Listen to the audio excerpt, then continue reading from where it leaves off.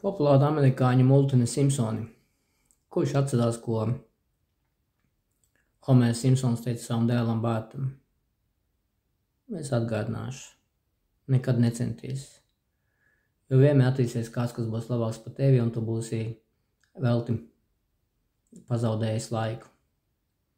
Cik no šādām iedvesmām, programmām nāk mums līdzi no bērnības?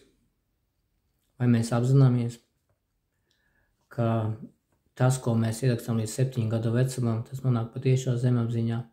Visi, ko mums bērnībā ir mācījuši līdz 7 gadiem, pat taisno ierakstīs mūsu automātismā. Un tā mēs arī dzīvojam šo dzīvi. Un labi būtu, ja viss būtu labi, ja mēs būtu dzīvotu pārtikušu laimīgu dzīvi. Bet mūsu vecāki nedzīvoja tādos apstākļos, lai mums spētu iedot tādas programmas. Un rezultātā mēs turpinām to pašu, ko viņi mums ir mācījuši.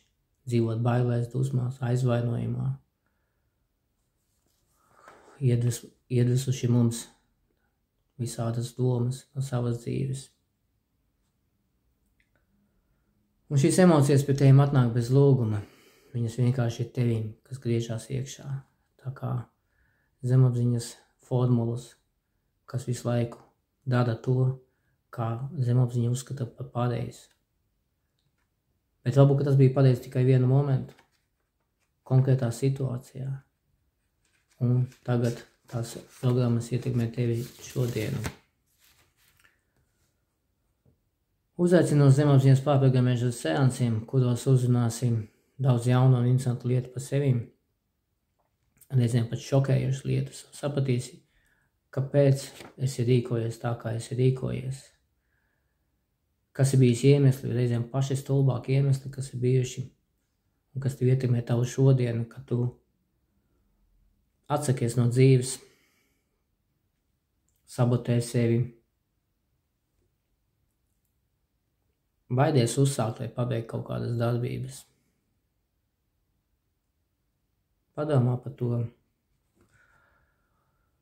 Tas, ko es saku pēc seansiem, ka tu iegūsi sapratni, kādi notikumi ir tevi noveduši pie šīs situācijas, sapratīsi, izanalizēsi un iedosi zemapziņai jaunas programmas. Tā kā, ja gribi jaunu kvalitatīvāku dzīvi, tad pieraksties meistars@gmail.com. Ar prieku palīdzēšu.